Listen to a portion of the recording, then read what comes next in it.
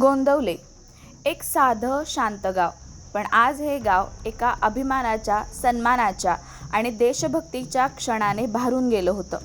कारण भारतीय सैन्य दलात अनेक वर्षे देशाची सेवा करून MSCP नायब सुभेदार पोपट रघुनाथ पाटील हे आज आपल्या मातीत परतले. जिथे प्रत्येक पाऊल देशासाठी पडत होतं, जिथे प्रत्येक क्षण कर्तव्याचा होता, जिथे जीवाची पर्वा न करता सीमेवर उभं राहून देशाचं रक्षण केलं जात होतं, अशा या वीर जवानाचं गावकऱ्यांनी मनापासून उत्स्फूर्त स्वागत केलं. फुलांच्या वर्षावात, ढोलताशांच्या गजरात, हलगीच्या निनादात गोंदवल्याच्या रस्त्यांवरून एक भव्य दिमागदार मिरवणूक काढण्यात आली. लहानांपासून ज्येष्ठांपर्यंत प्रत्येकाच्या डोळ्यात आनंद आणि छातीत अभिमान दाटून आला होता. हा आपला माणूस, हा आपल्या गावचा हिरो, असंच काहीचं वातावरण होतं. MSCP नायब सुभेदार पोपट पाटील यांनी गावात येताच श्री ब्रह्मचैतन्य महाराजांच्या समाधीचं दर्शन घेतलं. आपली आई, चुलते भाऊ यांच्याही पायावर डोकं ठेवलं. ही केवळ एक परंपरा नव्हती, तर त्या मातीशी, त्या संस्कृतीशी आणि त्या श्रद्धेशी असलेली एक भावनिक नाळ होती. दर्शनानंतर पुन्हा मिरवणूक गावाच्या मुख्य चौकात आली आणि जय जवान, जय किसान या घोषणांनी संपूर्ण परिसर दणाणून गेला. त्या घोषणांमध्ये केवळ शब्द नव्हते, तर देशप्रेमाची जाज्वल्य भावना होती. त्याग, समर्पण आणि कर्तव्याची जाणीव होती.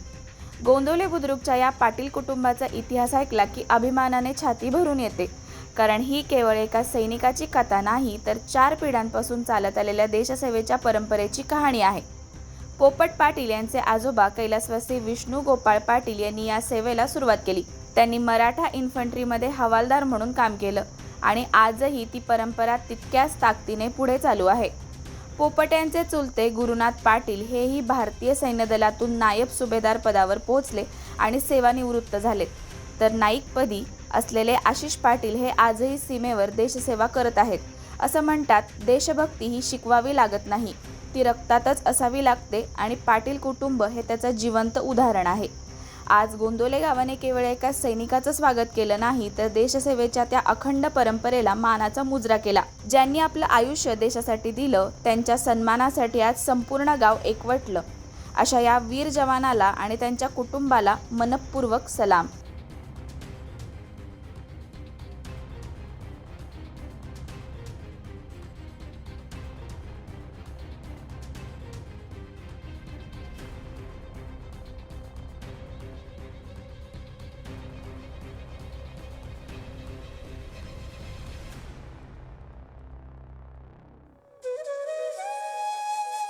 अशाच नवनवीन अपडेट्ससाठी आमच्या खबर गावाकडची या चॅनेलला सबस्क्राईब करा. आमचे व्हिडिओ लाईक करा आणि शेअर करा. धन्यवाद.